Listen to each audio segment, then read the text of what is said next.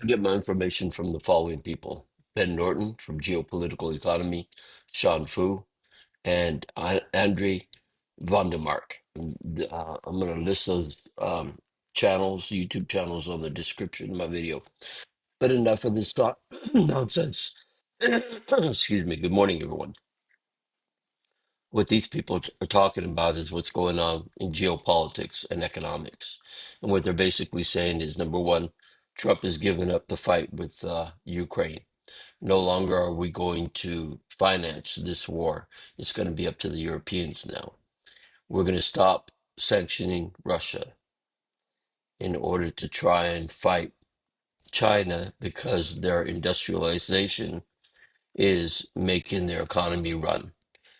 The nonsense I'm talking about is this neoliberal nonsense. The idea that we could run an economy without taking care of and providing for and supporting working class people. It's about all about money making money. It's nonsense. This is what we find our current administration going through, really, really just outrageous lengths to try and work within the neoliberal paradigm to try to fix this. And it's not going to work. It's not going to happen. The only way out of this mess is to understand that neoliberalism does not work. That we have to have a paradigm shift on how we run a society, which means that we have to start supporting working class people. We have to give the people free education, free health care, and even a job guarantee. And in this way, maybe within a decade or two, we might start to build up our industrial capacity once again.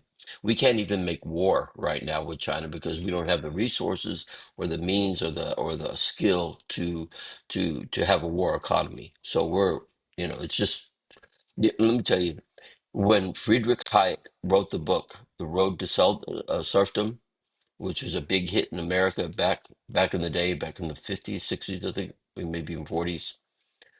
Actually, it's before that, I think. You remember that episode in Twilight Zone? And it was called To Serve Man. And aliens came to America, to the United States, to the world, and said, "Hey, we're going to help you out here. We're going to put you in a spaceship, and then we're going to take you over to our country, our world, and another planet, and we're going to, teach you all this new technology and everything." And everybody's all happy about it. Well, it turned out that To Serve Man was actually a cookbook on how to cook human beings to eat. In the same way, I think this book, The Road to Serfdom, which was the introduction and the beginning of the neoliberal era, was basically an instruction manual on how it is that you're going to make Americans and half the world serfs. This is how we do it. And this is what's been happening over the last 40 years. So, um, enough of this nonsense. Enough. We've had enough. And now Europe is supposedly going to take the burden of fighting the war in Ukraine, knowing darn well that, I mean, the people they're sacrificing this ideology at the detriment of the working class in Europe. Germany is no longer manufacturing based, no longer has manufacturing. All the capital is flew from Germany. You know what I mean? So that's what's going on, people. They're trying desperately to continue this neoliberal ideology around the world. And what I'm arguing is that there is a way to defeat this neoliberal ideology. It could happen here in America if we do it here in America, and it could work all around the world. But you just have to understand, first of all, what you're fighting. And you have to believe that you have the power to fight back. This idea, this strategy that I'm putting forth will work anywhere in the world where neoliberalism is. And then after we get this done, then you'll see economies and the working class start to industrialize and start to compete with China, the right way by beefing up working class people and having a balance between business and labor. And this is the way we do it. As I mentioned in my YouTube channel, I highly recommend that you watch my introductory video called Prerequisite for a Prosperous Middle Class.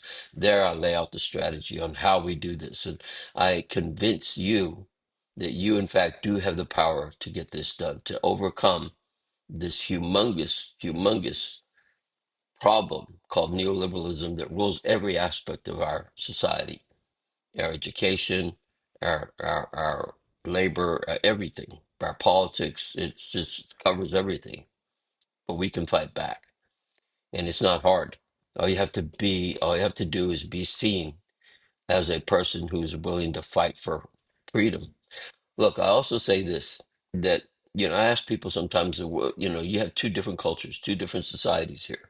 On the one society, you have a society where it says you can talk all the shit you want against your government. That you're free to say anything you want. And now we're finding out that there's even a limit to that. But you're free to do anything you want, right? And you have an opportunity here in America to do it. But you're going to be broke because the money you make is mostly going to go to the top 1% because of the neoliberal policies in place. You're not going to be able to take care of your children's health care. You're going to pay bankers an outrageous amount of money to get educated. You know, you have that society where you're homeless. 60% of the people are two paychecks away from homeless. You're in debt by design. But you can talk all the shit you want about your government. And then on the other society, you have free healthcare, free education. You're being watched every minute of the day. And because of that, your teenage daughter can walk in the streets of a major city and not have to worry and feel safe because everybody is being surveilled. You have, but you have no freedom. You can't talk one whisper above your government. So these are the two types of societies. Which do you prefer? Most people that I talk to say, I want freedom, knowing that at any moment, you could have a wild person at school and shoot up your kids. And you have murder rampant, and all that. Or on the other side, don't you dare say a word about your government, or you're gonna get thrown in jail, you know? But you're safe. You see, there's no right or wrong answer. That's just the way the cultures are. I argue that we can have the best of both worlds. We can have the freedom to talk all the shit we want, and at the same time, have prosperity in our country. We can make China envy the United States. Right now, they're laughing at us, along with the whole world, and our neoliberal policies, and the guy that can't even stay awake, and now the guy that can't freaking, that thinks that tariffs is the solution to everything. This a talk show host, or what do you call him, the apprentice? You know what I mean? I mean, we can have the best of both worlds. But the only way we can do that, in other words, have the freedom to say all we want, and at the same time have the ability to educate our children and take care of our children's health, and and think to ourselves that my babies in the future will have and be able to buy their own home and prosper if we fight. We can't have it unless we fight. They will not give it to us because we are raising up more provocative signs, or tightening our fists and raising it higher, saying I protest. That's not going to happen. They don't understand that. They don't give a damn about that. They laugh at that.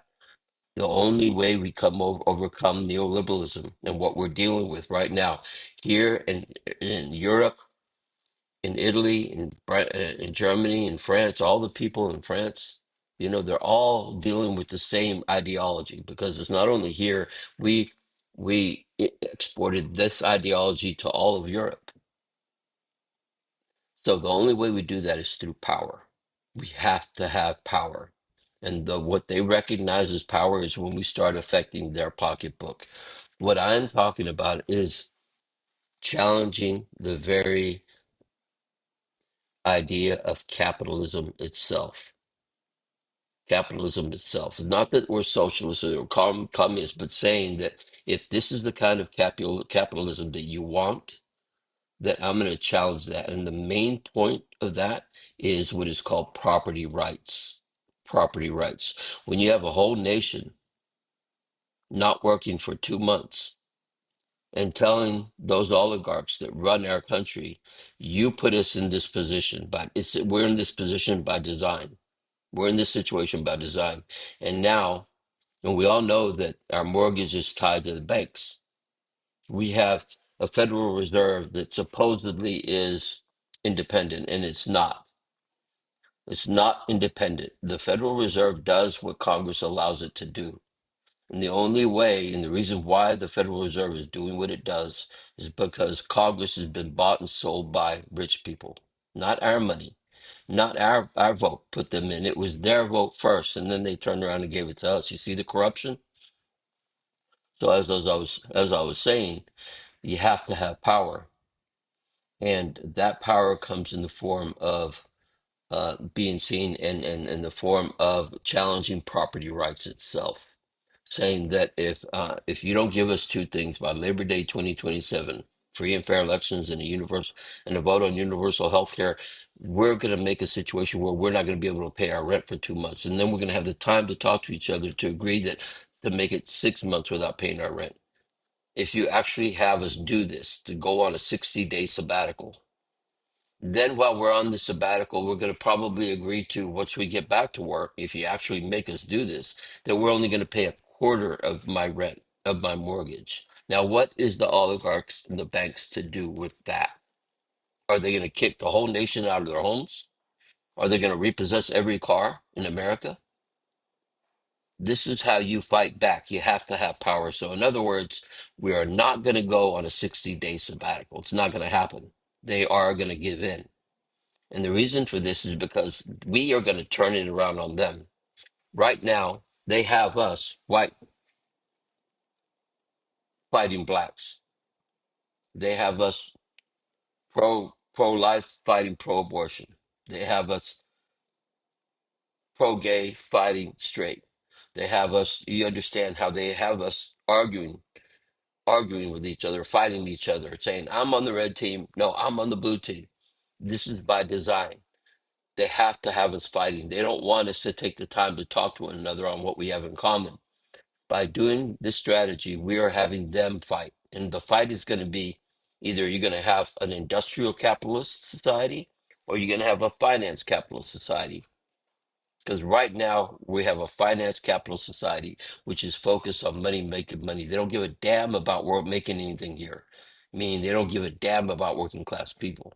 And when we do this, we're going to have them fight. And guess who's going to win out?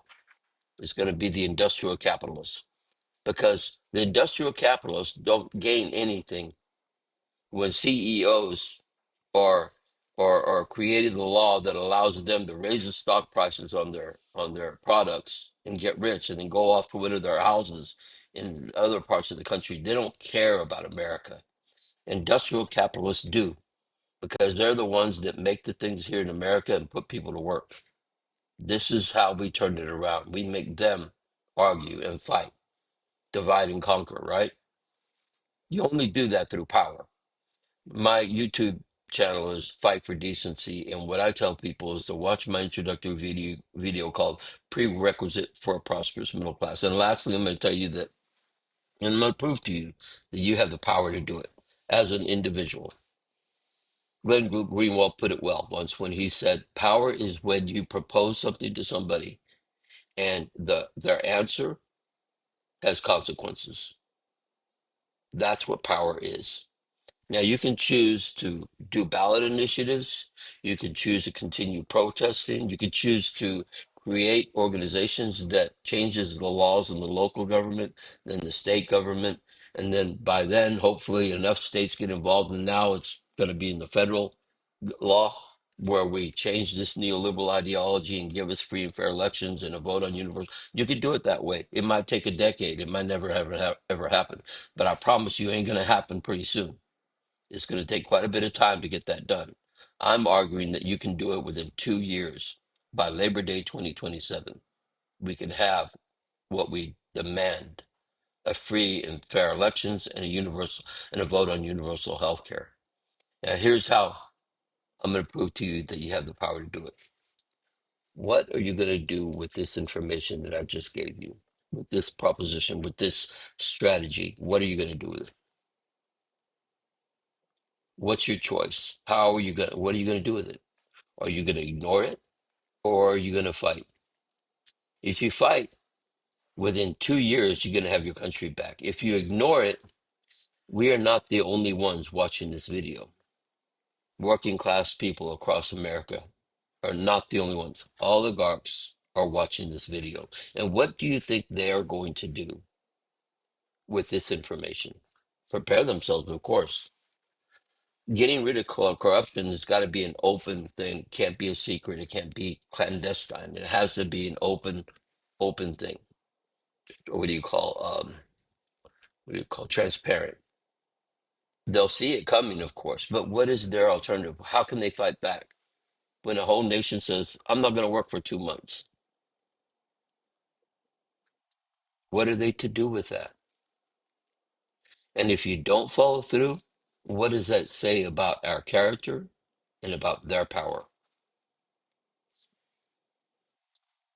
Look, Sean Fu and Andrey Vondemark are making a very good argument as to what's going on right now. And I'm looking at the future.